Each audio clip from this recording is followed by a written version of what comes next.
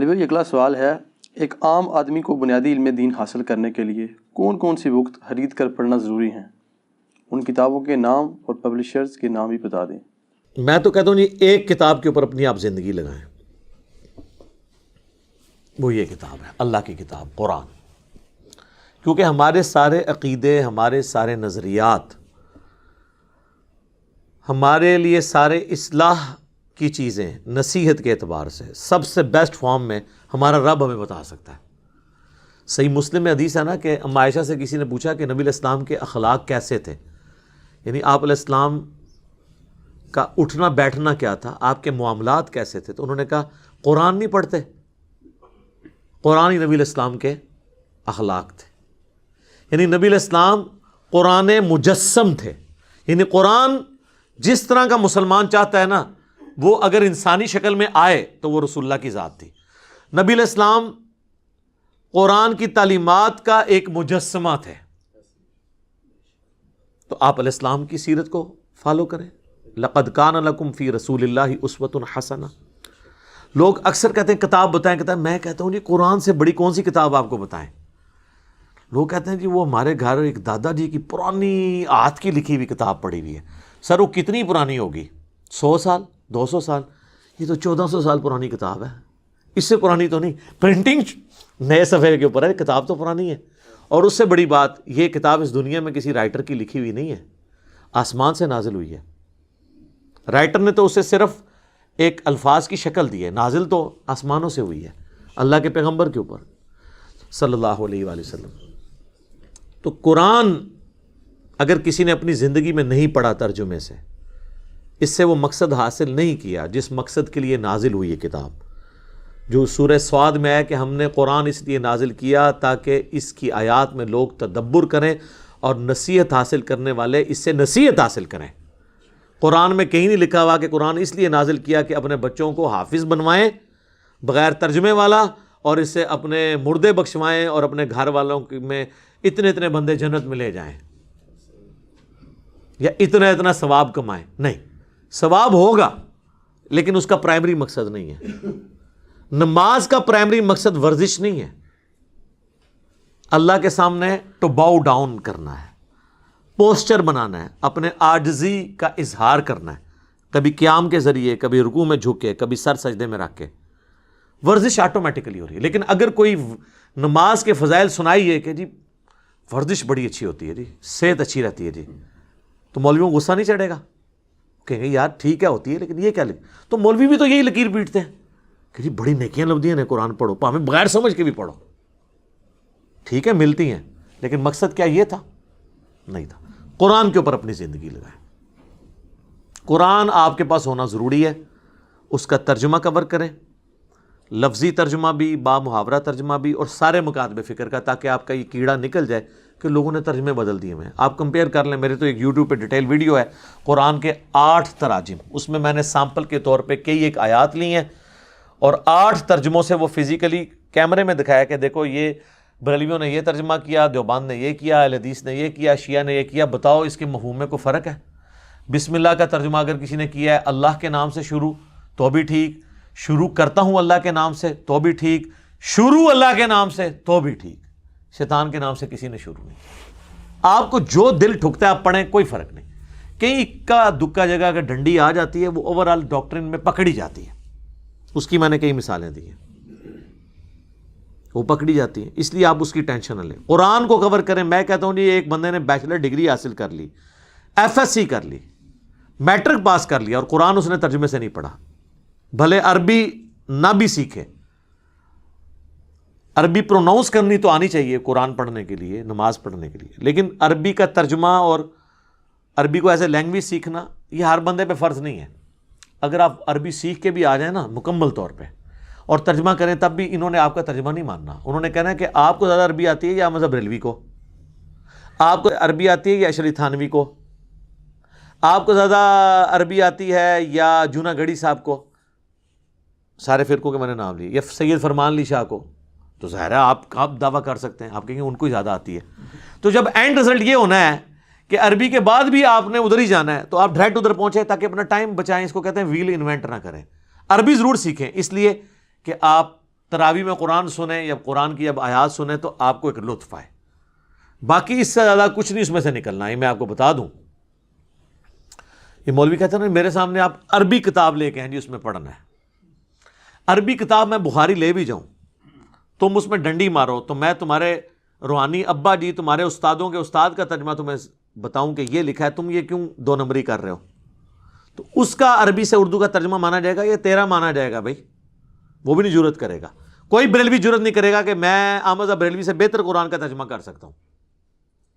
تو لوگ کہتے ہیں نا جی علی جو ہے وہ علماء سے متنفر کرواتا ہے. نہیں سر، میں ہی تو کہتا ہوں علماء سے پوچھیں، بلکہ پوچھیں ان علماء سے، بلکہ پنجابی پوچھو انہوں کتنے لکھا ہے. میں نے کبھی آپ کو ترجمہ اپنا لکھ کے تھمایا؟ میں نے ہمیشہ کہا ہے کہ آپ مذہب بریلوی صاحب کا ترجمہ پڑھ لیں، اشرف تھانوی صاحب کا ترجمہ پڑھ لیں، سید فرمان علی شاہ کا پڑھ لیں، مولانا مودودی کا پڑھ لیں، جونا گڑھی صاحب کا پڑھ لیں، فتح محمد جلندری کا پڑھو صحیح، لیکن قرآن کا ترجمہ پڑھیں تاکہ پتہ چلے مرنے سے پہلے آپ کو کہ قرآن میں لکھا کیا ہوا ہے. اس کے نوٹس بنائیں، بھلے 2 رکوع ہی پڑھ لیں، ایک دفعہ پورا قرآن ترجمے سے پڑھیں اور جہاں سمجھنا ہے وہ نوٹ کرتے جائیں. یہ نہیں کہ ادھر ہی پھانس کے بیٹھ جائیں. پھر آپ جو پوائنٹس ان اٹینڈڈ تھے اس کے لیے آپ قرآن کی تفسیر پڑھیں. پہلے تفسیر نہ پڑھیں، اس میں مولوی گھسا ہوا ہے. اس کے بعد ایک تفسیر نہ پڑھیں، مختلف تفاسیر پڑھیں اور آپ کو پتہ چل جائے گا کہ ہر ایک بات ایک ہی کر رہا ہوگا، بس کوئی ادھر سے کان پکڑا ہے کوئی ادھر سے، اور جو بالکل ڈنڈی مارا ہے وہ آپ کو پتہ چل جائے گا یہ تو اس میں سے نکلتی ہی نہیں ہے. مجھ سے اگر آپ پوچھیں گے تو میں تو کہتا ہوں کہ تفہیم القرآن مولانا مودودی رحمہ اللہ تعالیٰ کی جو تفسیر ہے قرآن کی بیسٹ تفسیر ہے پوری اسلامک ہسٹری میں، اور بعض معاملات میں تفسیر ابن کثیر سے بھی بہتر ہے، کیونکہ تفسیر ابن کثیر میں جو یہود و نصارہ کے جو حوالے قرآن ڈسکس کرتا ہے وہ نہیں موجود. مودودی صاحب نے محنت کر کے تورات اور انجیل سے وہ حوالے بھی تلاش کیے ہیں، اور اس لیول تک میں آپ کو سامپل کے طور پہ کہتا ہوں کہ آپ دنیا کے کسی مفسر کی سورہ یوسف کی تفسیر پڑھ لیں اور اینڈ پہ تفہیم القرآن میں سورہ یوسف کی تفسیر پڑھیں.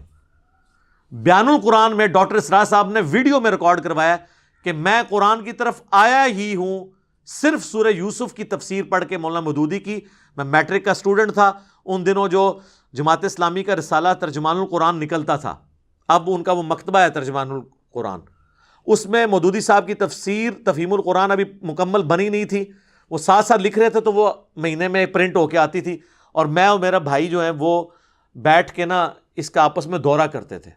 بلکہ وہ تو کہہ رہے تھے اس وقت ہم نے مورچے کھودے ہوئے تھے اپنے لوگوں کی حفاظت کے لیے، کیونکہ پارٹیشن کا وقت تھا، تو مورچوں میں بیٹھ کے ہم وہ رسالہ پڑھتے تھے، اور اس کی وجہ سے میرا قرآن کی طرف شغف ہوا. ڈاکٹر اسرار صاحب کرامت ہے مودودی صاحب کی، اس رسالے میں صرف سورہ یوسف کی تفسیر کی. سر سورہ یوسف کی تفسیر پڑھیں. سورہ یوسف میں حضرت یوسف علیہ السلام کی بایوگرافی جو آئی ہے یہ یونیک صورت ہے. یہی بایوگرافی آپ کو تورات میں بھی ملے گی، لیکن کئی جگہ واقعات مختلف ہوں گے. مولانا مودودی ان دونوں کو کمپیئر کرتے ہیں اور ثابت کرتے ہیں کہ یہ قرآن کا واقعہ درست ہے، تورات والا واقعہ اس لاجک کے اوپر غلط ماننا پڑے گا، وہ آپس میں کنٹراڈکٹ کرتا ہے. یہ وہ کمپیریزن کرواتے ہیں، جہاں سٹیٹمنٹ ملتی ہے اس کے اوپر ڈسکشن کرتے ہیں. پھر قرآن جب بات کرتا ہے نا تورات اور انجیل کے حوالوں کی کہ تورات لے کے آؤ، اس میں دیکھو یہ ہے، تمہاری کتاب میں یہ لکھا ہے، تو ابن کثیر تو ہمیں نہیں بتاتے کہ وہ کہاں لکھا ہوا ہے، لیکن مودودی صاحب وہ سارے حوالے لے کے آتے ہیں. اور یہ بھی اپنا کیڑا نکال دیں کہ مودودی صاحب نے اپنی رائے سے تفسیر کی ہے، نہیں، وہ درجنوں احادیث کے حوالے دیتے ہیں، ابو داؤد، ترمذی، نسائی، ابن ماجہ، اور مشکات شریف چونکہ وہ بہت پروموٹ کرتے تھے اپنے زمانے میں بھی. مشکات جس نے پڑھی ہوئی ہے اس کو تو آلموسٹ ہر مسئلے کے اوپر احادیث پتہ چل جاتی ہیں، وہ باقاعدہ کوٹ کرتے ہیں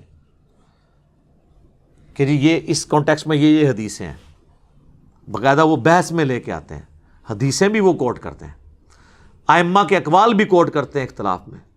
وہ بعض علماء نے کہا جی وہ اینڈ پہ جا کے کہتے ہیں میں یہ کہتا ہوں، تو مودودی صاحب نے تفسیر اپنی رائے سے کی. نہیں سر، ایسا نہیں ہے.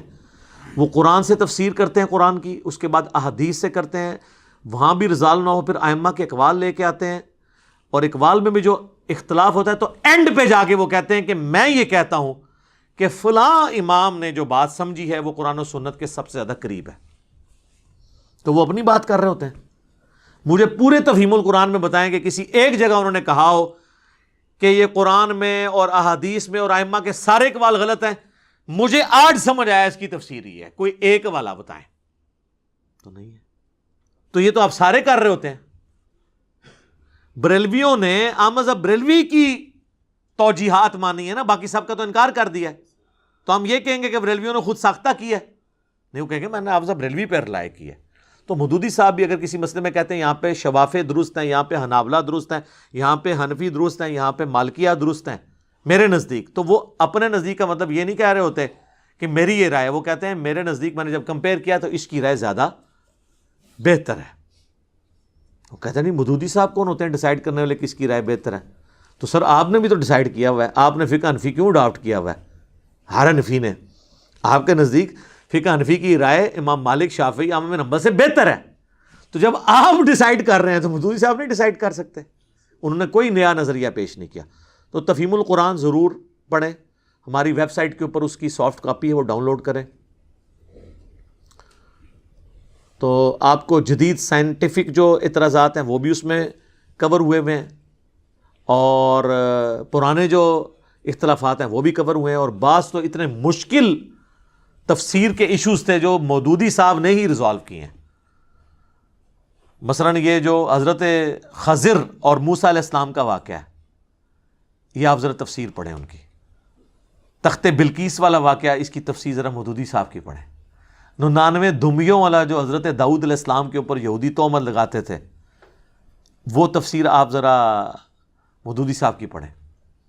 آپ قرآن میں جتنے مشکل ٹاپک ہیں آپ کو سمجھ نہیں آتا کہ یار یہ اس میں کیا ہو رہا ہے، تو آپ کو پتہ چلے گا مولویوں کو تو ہوائی نہیں لگی ان چیزوں کی جو مودودی صاحب نے کام کر دیا. وہ میرے نزدیک تو سب سے بیسٹ تفسیر ہے. اس کے بعد آپ ابن کثیر بھی پڑھیں ضرور، اور احسن البیان اہل حدیث عالم صلاح الدین یوسف صاحب کی جو سعودیہ والے فری دیتے ہیں ہر حاجی کو اردو زبان میں، وہ بھی پڑھیں آپ. اور یہ ساروں کو کمپیئر کروائیں، آلموسٹ آپ حق بات تک پہنچیں گے. ویسے تو شاہ ولی اللہ دہلوی نے لکھا ہے قرآن کی سب سے بیسٹ تفسیر وہ ہے جو صحیح بخاری میں کتاب التفسیر چیپٹر ہے، اور جامعہ ترمذی میں کتاب التفسیر چیپٹر ہے، اور المستدرک للحاکم میں کتاب التفسیر چیپٹر ہے. لیکن وہ تو صرف شان نزول کی چند آیات کو کور کرتا ہے، اور ہر آیت کا شان نزول ہوتا بھی نہیں ہے. ضروری نہیں کہ ہر آیت کا شان نزول ہوگا، اور شان نزول سے قرآن کی آیت میں فرق بھی نہیں پڑتا، اینڈ رزلٹ وہی رہنا ہے. ٹریفک سگنل گرین اور ریڈ کلر کیوں رکھے گئے؟ خون کی وجہ سے اور گرینری کی وجہ سے یا کسی اور وجہ سے؟ اس سے کوئی یہ فرق نہیں پڑتا کہ گرین پہ آپ نے چلنا تھا تو آپ رک جائیں گے، اور ریڈ پہ آپ نے رکنا تھا تو چل پڑیں گے. یہ لوگ سمجھتے ہیں تفسیر سے کوئی الٹ رزلٹ نکل آئے گا. نہیں، تفسیر سے کوئی الٹ رزلٹ نہیں نکلے گا، وہی نکلے گا. شان نزول سے وہی نکلے گا. رہا کانٹیکسٹ، وہ قرآن کے اندر موجود ہوتا ہے. اس پہ میری مسئلہ 154 آپ دیکھ لیں، میں نے ڈیٹیل سے اس کو ڈسکس کیا. تو قرآن کی آپ تفسیر مختلف پڑھیں، آپ رزلٹ تک پہنچ جائیں گے. اور قرآن کا بنیادی مقصد تذکیر ہے، نصیحت حاصل کرنا. تذکیر کے اعتبار سے دنیا کی سب سے آسان کتاب قرآن ہے. کیوں؟ ہدایت اور آخرت کی کامیابی ہر انسان کی بنیادی ضرورت ہے. یہ تو ہو ہی نہیں سکتا کہ قرآن ایک پڑھے لکھے کو سمجھ آئے، ان پڑھ کو سمجھ نہ آئے. اب رہ گئی سائنٹیفک ایشوز، فلسفیانہ باتیں، تو وہ تو علماء کو بھی نہیں آتی، تو کیا ہم ان کو جاہل کہیں؟ تو وہ ہر بندے کی ضرورت نہیں ہے.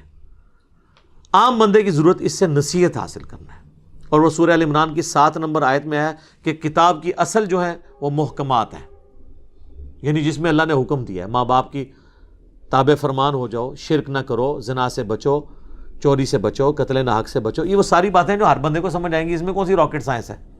رہ گئی متشابہات، تو وہ تو بحث سے چلتی آ رہی ہیں. استواء العرش کا بس بنیادی عقیدہ اللہ اپنے عرش پہ جیسا اس کی شان کے لائق ہے، وہ ہماری رگے جہاں سے ہمارے قریب ہے. نحن اقرب الیہ من حبل الورید، جیسا اس کی شان کے لائق ہے. اس کی تفصیلات میں ہم نے پڑھنا ہی نہیں. کیوں؟ لیس کمثلہ شیء، اللہ کی مثل کوئی شے نہیں. یہ علماء روند ڈالتے ہیں تاکہ آپ نہ پڑھیں. کہتے ہیں عربی نہیں آتی، عربی کورس کرنے چلے جائیں تو کہتے ہیں جی آپ اچھا آپ عربی سیکھ کے تو خود ترجمہ کرنا شروع کر دیں گے. ایک جگہ رک دے ہی نہیں جائے. تو بہتر یہ ہے کہ انہوں نے کہو کہ بس ٹھیک ہے دسو تواڈے سب تو بڑا عالم کون ہے؟ وہ کہیں گے فلانا. اس فلانے کا ترجمہ لے آ کے پڑھنا شروع کر دو. انہوں کو اس فلانے نے اردو وچ ترجمہ کر کے دس دیتا، اور اردو میری اپنی لینگویج ہے. جس طرح صحابہ کرام پڑھے لکھے تو نہیں سن، لیکن ان کی عربی اپنی زبان تھی، انہیں قرآن سمجھ آتا تھا.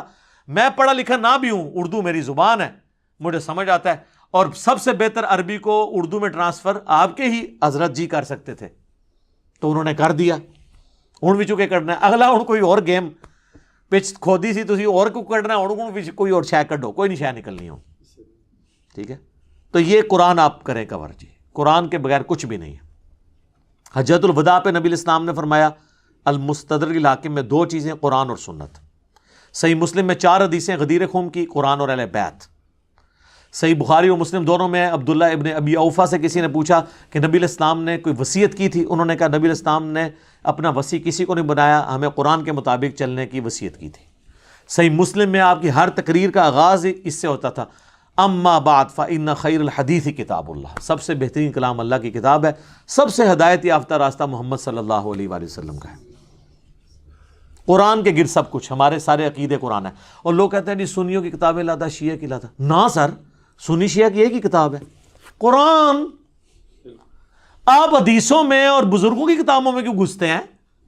قرآن میں کیوں نہیں آتے؟ آج کوئی غیر مسلم آئے گا، آپ اسے بخاری شریف یا اصول الکافی پڑھنے کے لیے دیں گے اللہ اور اس کے رسول کے تعارف کے لیے، یا قرآن پڑھنے کے لیے دیں گے؟ ان کے نمبر تو بعد میں آتے ہیں. سنی مجھے لوگ کہتے ہیں نہیں شیعہ کتابوں کے والے دے، سر ناج البلاغہ کے دیے، میرا تو ہر حوالہ ہی زیادہ تر قرآن سے ہوتا ہے. تو کیا قرآن شیعہ کی کتاب نہیں؟ تو میں شیعہ کی کتاب سے حوالہ دیتا ہوں. سنیوں کی بھی قرآن کی، قرآن ہی ہے کتاب. اب آ جائے احادیث تو بعد میں آتی ہیں. ایٹ لیسٹ اہل سنت کے لیے میں یہ ضرور ریفر کروں گا بخاری، مسلم، ابو داؤد، ترمذی، نسائی، ابن ماجہ جو ہم نے یہاں پہ رکھی ہوئی ہیں. یہ سافٹ کاپیز آپ ڈاؤن لوڈ کر کے پڑھیں.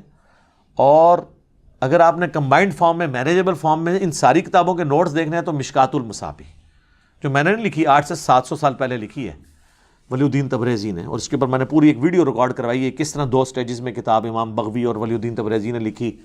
اس میں آپ کو بخاری مسلم کے ہر چیپٹر کے سب چیپٹر میں بخاری مسلم کا چیپٹر علیحدہ ملے گا، باقی کتابوں کے علیحدہ ملیں گے. پوری ویڈیو ہے انٹروڈکشن آف مشکات. مشکات آپ ضرور ڈاؤن لوڈ کریں. اگر ہارڈ کاپی چاہیے آپ ہماری اکیڈمی میں رابطہ کریں، ہم نو پروفٹ نو لاس پہ دیتے ہیں. اس وقت پریزنٹ آج یعنی 27 جون 2021 کو اس کی قیمت آلموسٹ جو ہے وہ ڈاک کے اندر آپ کو یہ 3000 روپے کی مل جائے گی. 3000 روپے کی اس کی فوٹو کاپی نہیں ہو سکتی. تینوں جلدیں آلموسٹ 6294 احادیث ہیں. چونکہ تکرار کے بغیر ہیں اس لیے آلموسٹ آپ بخاری میں تو تکرار کے بعد 7563 ہیں، ورنہ تو 4000 کے قریب حدیثیں ہیں. مسلم میں بھی تکرار کی وجہ سے یہ ہیں، ادروائز تو وہاں پہ بھی آلموسٹ 4000 ہیں. اور اس میں بھی بخاری مسلم میں 1906 جو ہیں وہ کامن ہیں، متفقن علیہ، جو علیحدہ سے کتاب اللؤلؤ والمرجان چھپی ہوئی ہے. تو آلموسٹ آپ سمجھیں کہ میجورٹی احادیث مشکات میں کور ہیں. وہ آپ ڈاؤن لوڈ کریں ہماری ویب سائٹ سے فری، اسے آپ پڑھیں. ترتیب کے ساتھ آپ کو ہر چیز ملے گی. ہارڈ کاپی منگوانی ہو پڑے. لہذا قرآن بھی ہو گیا، حدیث بھی ہو گئی، اور حدیث میں آپ کو عقائد اور فقہی احکام و مسائل، وضو، غسل، نماز، نکاح، طلاق، یہ ساری ڈیٹیلز آپ کو مشکات میں احادیث سے وہ مل جائیں گے. اس کے بعد بہت کم چیزیں رہ جائیں گی. اس کے لیے آپ ہماری ویڈیوز دیکھیں، قرآن کی تفسیر ہماری بھی دیکھیں آپ. میں نے تو آلموسٹ تفہیم القرآن یہ سب کو میں سنی شیعہ کی ساری تفسیریں کنسلٹ کرنے کے بعد یہ ویڈیو ریکارڈنگ کروا رہا ہوں، جس کے آلموسٹ 82 لیکچرز ہو چکے ہیں. اور اس میں نے اللہ کا شکر ہے کہ سب کچھ کور کیا. اور احادیث جب بھی اختلافی موضوعات آتے ہیں میں قرآن اور احادیث کے حوالے دیتا ہوں، اور قرآن کی تفسیر میں بھی اتنے حوالے دیتا ہوں، بعض کا سینکڑوں حوالے 1 گھنٹے کے لیکچر میں ہو جاتے ہیں. تو آپ کو مشکات میں کمبائنڈ فارم میں مل جائیں گی. بخاری مسلم بھی آپ PDF ڈاؤن لوڈ کرنا چاہتے ہیں، یہ بھی انٹرنیشنل نمبر کے اوپر اویلیبل ہے، وہ منگوائیں. ہماری اکیڈمی کا نمبر صبح 9 سے 5 بجے تک کھلا ہوتا ہے عموماً. بعض کا نماز کا وقفہ یہ اس طرح ہو. 032159000162 اکیڈمی کا نمبر ہے. آپ رابطہ کریں تو ان شاء اللہ تعالیٰ لوگ آپ کو انٹرٹین کریں گے یہاں پہ. یہ کتابیں ہم نے موٹی موٹی یہ ساری کتابیں رکھی ہوئی ہیں نو پروفٹ نو لاس کے اوپر. ریسرچ پیپرز کا سیٹ آپ کو فری آئے گا. صرف TCS کا آپ کو 300 روپیہ خرچہ آج کی ڈیٹ میں دینا پڑے گا. 12 کا پیکج آپ کو مل جائے گا جس میں کربلا والا ریسرچ پیپر، 8 مزید ہیں، ٹوٹل 9 ریسرچ پیپرز اور 3 اذکار کارڈ صبح شام کے، فرض نماز کے بعد کے، اور جادو، ٹونا، وبائی امراض سے بچنے کے جو سنت اذکار ہیں وہ آپ کو مل جائیں گے. یہ پورا پیکج آپ کو 300 روپیہ صرف ڈاک کا آپ خرچہ دیں تو آپ کے گھر TCS سب سے بیسٹ سروس اور ذمہ دار، اس کے ذریعے ہم آپ کے گھر تک پہنچائیں گے.